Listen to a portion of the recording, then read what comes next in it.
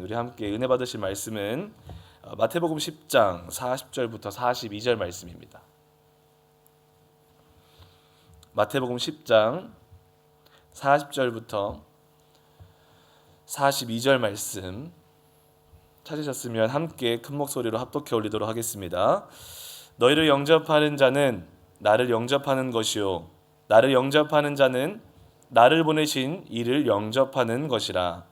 선지자의 이름으로 선지자를 영접하는 자는 선지자의 상을 받을 것이요 의인의 이름으로 의인을 영접하는 자는 의인의 상을 받을 것이요 또 누구든지 제자의 이름으로 이 작은 자 중 하나에게 냉수 한 그릇이라도 주는 자는 내가 진실로 너희에게 이르노니 그 사람이 결단코 상을 잃지 아니하리라 하시니라. 아멘. 오늘 허락하신 말씀과 함께 내 삶의 가치라는 제목으로 은혜를 나누도록 하겠습니다. 우리가 가지고 있는 성경은 정말로 대단한 책인 것 같습니다. 아멘이십니까? 성경 앞에 나아가서 우리가 성경을 쭉 읽다 보면 내가 성경책을 읽는 것 같은데 어느 순간 삶 속에서 돌아보게 되면 성경이 나를 읽고 있구나 라는 것을 깨달을 때가 참 많이 있는 것 같습니다. 경험하고 계시죠? 그래서 날마다 시시때때로 기회가 나는 대로 특별히 더 내가 어떻게 해야 될지 모를 때, 마음이 너무 괴롭고 힘들 때 더더욱 성경 앞으로 나아가는 축복자들 되시기를 주님의 이름으로 축복합니다. 그러면 성경이 우리를 읽어 내려갈 것이고, 그리고 성경이 무너진 우리들의 마음에 힘이 되어 주실 것이고 용기가 되어 주실 것이고, 때로는 어둠 가운데 어디로 나아가야 될지 모르는 상황 가운데에서도 우리가 성경 앞에 나아가면 성경이 우리를 읽고 우리에게 빛이 되어서 마땅한 길로 인도하시는 줄 믿습니다. 오늘 본문 말씀도 마찬가지인 것 같습니다. 이걸 쭉 묵상하는데 어떻게 하면 성경은 나의 마음을 이렇게도 잘 아시는지 참 그걸 느낄 수가 있었습니다. 왜냐하면 우리가 그럴 때가 있지 않습니까? 우리가 확신을 갖고 하는 일이 참 많이 있는데 그 확신을 갖고 하는 일에 있어서 때로는 내 주변 사람들이 인정해주지 않을 때, 그리고 더더욱 내 사랑하는 가족이 나를 이해하지 못하고 그 일에 대해서 인정해주지 않을 때 가끔은 아무리 우리가 확신으로 시작한 일이라도 우리 안에 그런 마음이 드는 것 같습니다. 내가 틀렸나? 이게 아니었나? 왜 이게 맞다면 사람들이 나를 인정해주지 않지? 내 가족이 나를 인정해주지 않고 내 가정마저 이거를 싫다고 한다면 내가 하고 있는 것들이 맞는 걸까? 라는 생각이 들면서 내 자신이 작아질 때가 참 많이 있는 것 같습니다. 근데 우리가 예수님의 부르심에 순종하며 나아가는 그 길도 되게 마찬가지인 것 같습니다.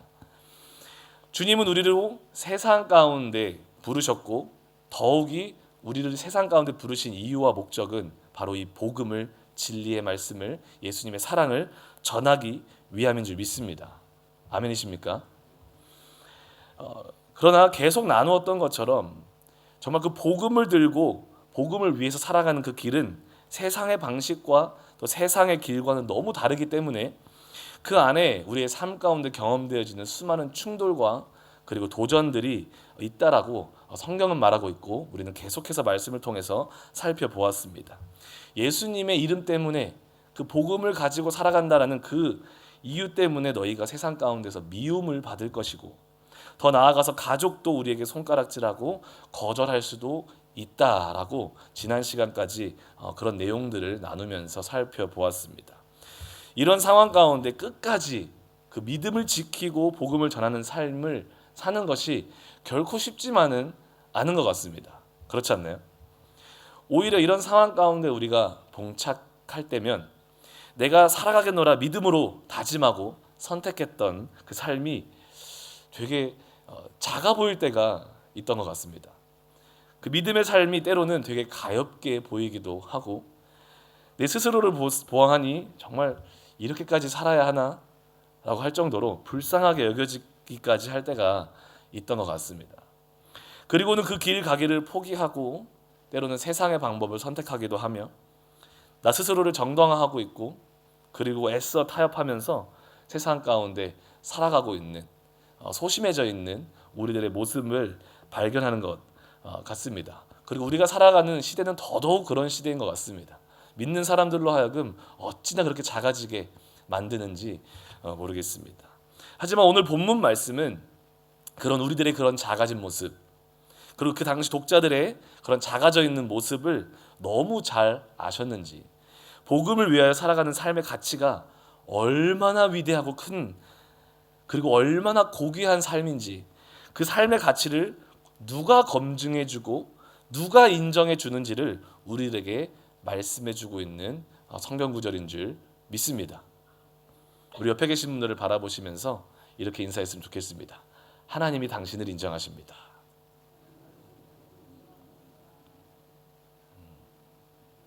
믿으십니까? 믿으시면 한 번 더 인사하겠습니다. 하나님이 당신을 인정하십니다.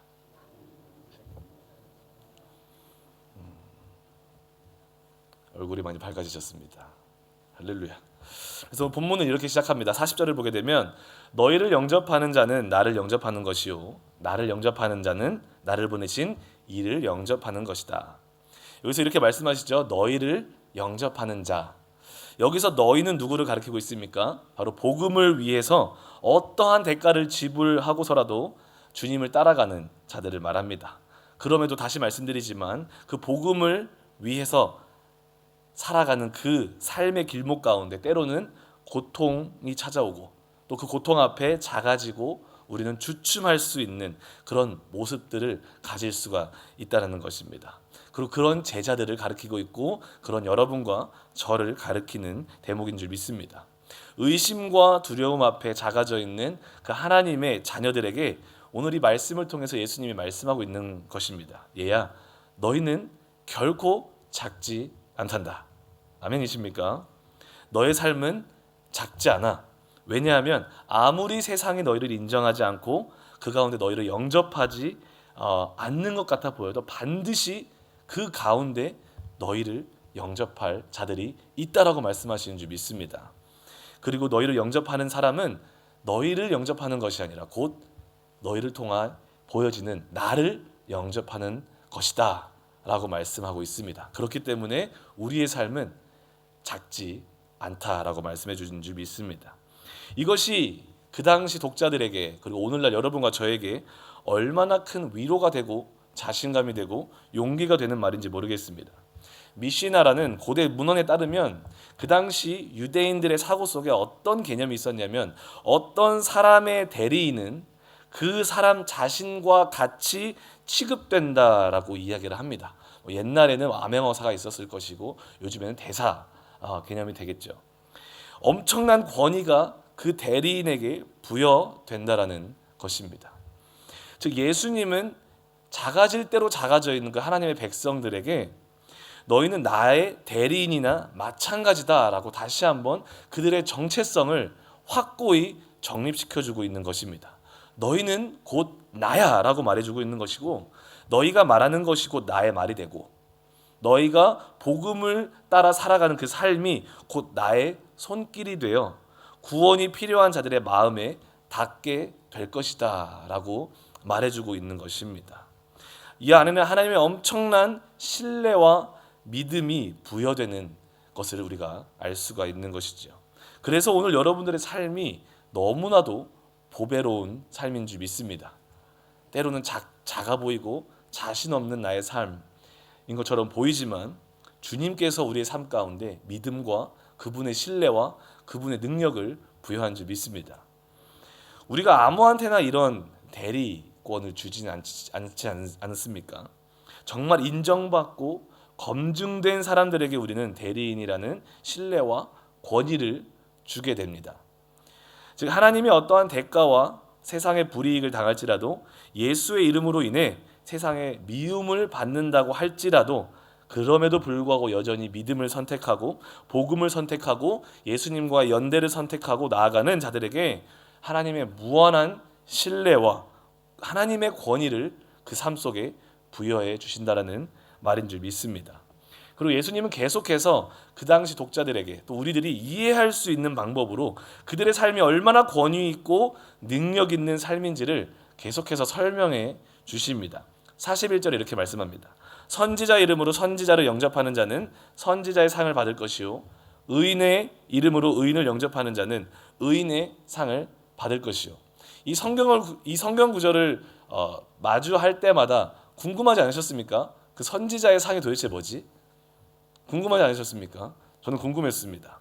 그런데 이 말씀을 접했던 그 유대인 독자들은 이 말씀을 듣자마자 선지자의 상이 어떠한 것인지를 너무나도 쉽게 알 수가 있었습니다. 왜냐하면 그들은 율법과 구약의 선지자들의 이야기를 너무나도 잘 알고 있었기 때문에 그렇습니다. 그들에게 선지자의 상이라는 말이 들렸을 때 바로 대표적인 두 가지 이야기가 그들에게 떠올랐을 것입니다. 첫 번째는 어떤 이야기냐면 열왕기상 17장 8절부터 24절의 말씀에 나와 있는 엘리야 선지자와 사르밧 과부의 이야기입니다.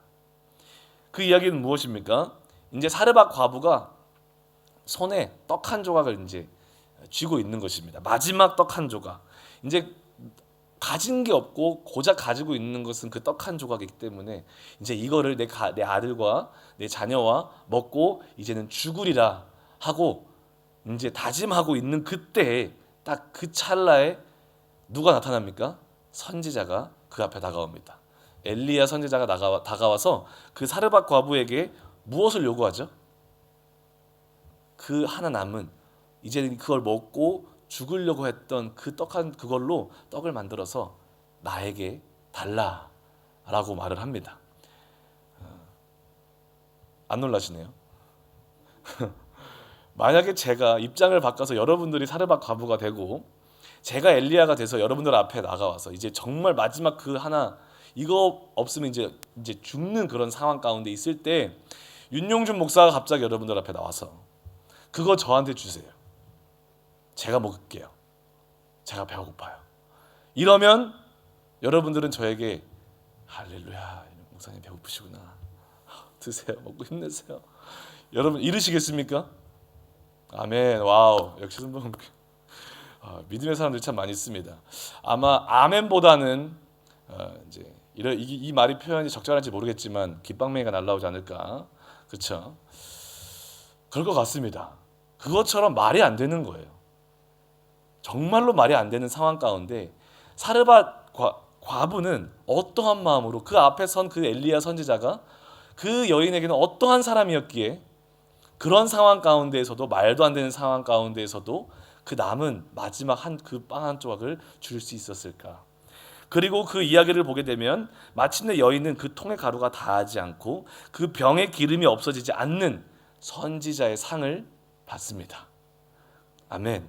두 번째 이야기는 무엇일까요? 열왕기하 4장 8절부터 37절에 기록되어 있는 엘리사와 수넴 여인 이야기입니다. 항상 자신들의 집 앞으로 지나가는 그 선지자 엘리사를 보면서 그 수넴 여인은 생각한 거예요. 하나님의 거룩한 사람이구나. 그러면서 자기의 집으로 강권하여 영접하고 그들의 방을 내어주고 음식을 제공하는 이야기입니다. 그 여인은 남편이 늙어서 아이가 없던 찰나에 그 선지자의 기도를 통해 선지자를 영접하였고 선지자로 하여금 그 여인의 필요를 보게 하셨고 그리고 그 선지자의 기도를 통해서 무엇을 갖게 됩니까? 아이를 갖게 됩니다. 그런 축복을 받아요. 근데 나중에 그 아이가 병이 들어서 죽게 됩니다. 그럼에도 불구하고 그 선지자를 영접했던 그 수넴 여인은 어떤 축복을 받습니까? 그 동일한 선지자를 통해서 그 죽었던 아이가 살아나는 생명의 역사를 보게 됩니다. 수넴 여인은 그 선지자를 영접함을 통해서 생명을 얻는 그 선지자의 상을 받았던 것입니다. 예수님은 제자들에게 너희는 이 선지자와 같이 나를 대표하는 아주 중요한 정체성을 가진 사람들이다라는 것을 이 말씀을 통해서 가르쳐주고 있는 줄 믿습니다. 예수님의 복음을 들고 나아가시는 여러분과 저에게 동일한 정체성을 부여해주고 계시는 줄 믿습니다. 그래서 그런 선지자들을 영접한 자들이 받는 축복과 같이 복음을 들고 나아가는 너희를 영접한 자들에게 내가 더욱더 큰 축복으로 함께 할 것이고 나의 책임지는 것을 보게 될 것이다 라고 말씀해 주는 줄 믿습니다. 그리고 연이어 42절에서 이렇게 말씀을 합니다. 또 누구든지 제자의 이름으로 이 작은 자 중 하나에게 냉수 한 그릇이라도 주는 자는 내가 진실로 너에게 이르노니 그 사람이 결단코 상을 잃지 아니하리라 하시니라. 너희들이 너무 잘 알고 있고 너희들이 우러러보는 그 선지자들처럼 내 복음을 위해 너희 삶을 들여나아가는 너희가 그와 같은 사람들이다라는 것을 다시 한번 선포해 주시고 그들의 가치와 그들의 정체성을 재확인시켜주고 있는 장면입니다. 구약의 선지자들을 보게 되면 솔직히 말해서 가진 것 하나 없고 때로는 나라와 권세자들에게 쫓기며 짓눌리는 상황 가운데 살아가는 것처럼 보여지는 그런 처절한 상황 가운데 살아가는 사람들이라는 것을 우리가 알고 있고 그런 사람들일지라도 하나님이 그들을 영접한 자들에게 놀라운 기적과 기사와 표적을 통해서 하나님이 책임지시고 항상 인도하셨던 것을 너희들이 본 것처럼 복음을 위해 나아가는 너희들을 내가 책임지겠다라는 하나님의 약속의 말씀인 줄 믿습니다. 그래서 여기서 냉수 한 그릇이라는 표현이 나오죠. 이 표현이 참으로 재밌는 게 뭐냐면 그 당시에 냉수 한 그릇을 주는 것은 너무나도 당연한 예의나 친절을 베푸는 너무나도 기본적인 행동으로 여겨졌다라는 것입니다. 그리고 너무 당연한 행동이고 너무나도 기본적인 행동이었기 때문에 이 냉수 한 그릇을 누구에게 제공했다고 해서 어떠한 보상이나 칭찬이 따르지 않았다라는 것입니다. 그런데 예수님은 이러한 당연한 행동일지라도 기본적인 행동일지라도 어떠한 보상과 칭찬이 따르지 않는 행동일지라도 그 복음을 들고 나아가는 나의 사랑하는 아들 딸들에게 지극히 작은 나의 제자들에게 어찌 보면 세상 가운데 작디 작은 그 하나님의 백성들에게 냉수 한 그릇 그 당연한 것 하나라도 줄 때에 그리고 그들을 영접할 때 하나님이 그들을 그냥 지나치지 아니하실 것이다라는 하나님의 약속인 줄 믿습니다. 그들을 여러분과 저를 영접하는 그들을 하나님이 반드시 축복할 것이다라는 하나님의 약속의 말씀인 줄 믿습니다. 그 이유는 다시 말씀드리지만 그 제자들은 하나님 자신 하늘에 계신 그 하나님을 대표하는 작지 않은 사람들이기 때문인 줄 믿습니다. 작은 자 그 제자들에게 한 행동 하나가 지극히 높으신 하나님 자신을 향한 인간의 반응이고 태도라는 것을 우리들에게 말씀해 주시는 줄 믿습니다. 그리고 이러한 주님의 약속은 너무나도 거대해 보이는 그 세상으로 돌진해 나아가는 어떻게 보면 너무나 작아 보이는 또 때로는 그 앞에서 주저앉아 낙담하고 있는 그 주님의 아들 딸들에게 더할 나위 없는 그런 어떤 위로의 말씀이 되며 다시 한번 믿음으로 일어설 수 있는 용기의 말씀이 되는 줄 믿습니다. 혹여나 신앙생활을 하면서 또는 내 가정 안에서 또는 내 일터 안에서 내 사업장 안에서 정말 복음을 들고 나아가는 복음의 삶을 살아가는 그 삶 가운데 낙심하고 계시거나 또는 그런 내 자신이 작아져 보이기만 한다거나 그런 분들이 있다면 스스로에게 이 말씀을 선포하셨으면 좋겠습니다. 우리 주님께서 말씀하십니다. 작지 않다. 너무나도 큰 인생이다. 내가 너무 보배롭게 여기는 인생이다. 라는 그 주님의 말씀을 우리가 취할 수 있었으면 좋겠습니다. 사랑하는 성도 여러분, 오늘 이 주님의 시선이 그 복음을 들고 오늘 하루를 살아내며 복음을 전파하겠노라 다짐하는 여러분과 저를 향한 동일한 메시지인 줄 믿습니다. 그래서 위축되고 주눅들어 있지 마시고 주님의 이 약속을 붙잡고 정말 당당하게 다시 한번 일어나서 복음을 들고 세상 가운데 나아가서 선포하는 우리가 되었으면 좋겠습니다. 왜냐하면 우리가 하는 말이 주님의 입술에서 나오는 말이 될 것이고 우리가 믿음으로 내딛는 발걸음을 통해서 우리 주님께서 역사하실 것이기 때문입니다. 우리가 넘어져도 주님께서 일으키실 것이고 그리고 또한 우리를 영접한 그들을 주님께서 구원하시고 주님께서 축복하실 것을 우리가 믿음으로 나아가는 오늘 아침이 됐으면 좋겠습니다. 기도하시겠습니다. 사랑하는 하나님 감사합니다.